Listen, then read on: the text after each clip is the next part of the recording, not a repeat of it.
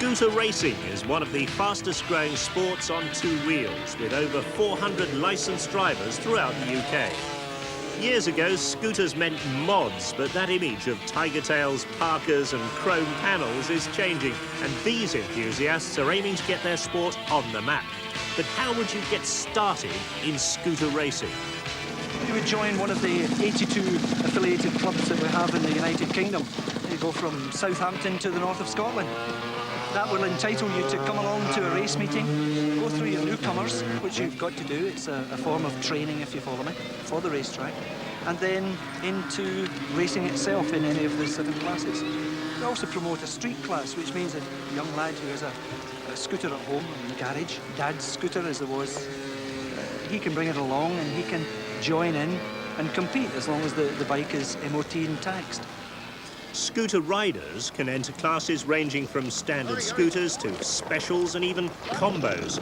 Full racing leathers and approved helmet must be worn to comply with the full safety checks and scrutineering that are imposed. The cost? Well, you could spend up to £2,000 on a second-hand scooter and any repair work needed. You need a trailer for transporting the machine, your leathers and your entry fees for a season's racing. But apart from that low cost, what is the attraction of the sport? Well, it's very difficult to describe.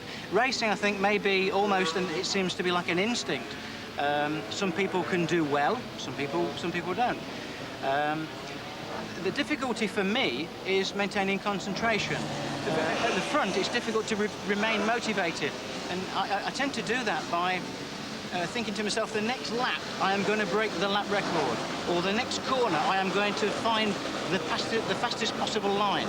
And by continuing to do it that way, or if someone is in front of me, I really do go for them. If there's a guy in front of me, then for that race or that lap, I hate him. The combination class offers a different challenge. Here, an engine of up to a mighty 322 cc's provides the machine power, and the sidecar and passenger call for very different skills in handling. Well, you've got to get a good passenger for a start. He's most important. Without having a good passenger, then you're all over the place. But with a good team and a lot of teamwork, both trying together and reading each other's thoughts, then you can manoeuvre the machine left and right quite stably. But for a right-handed corner, I'd move here, turn the bars into the corner. A passenger would move behind me to transfer weight onto the rear wheel here. Now, if the front end were to drift away on the corner as I'm opening the throttle, he would conversely move his weight forward. And then if it was flicking the back end round, he would move his weight backwards and over. On left-handed corners, obviously, a different turn of the wheel there. He'll move out to transfer his weight to the sidecar wheel because that becomes light, and then he will manipulate weight and move between the sidecar wheel and the rear wheel to get drive, etc. on coming out of corners into the straights.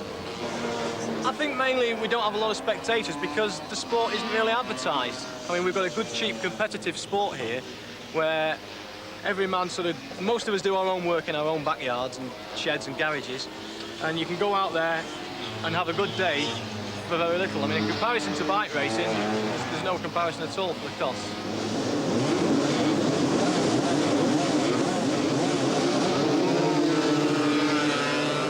So, scooter racing looks like a very attractive way of going racing on a shoestring. And if you fancy it, get out there to the back of your dad's garage and dig out that old Lambretta. A bit of work, and you too could hit the track.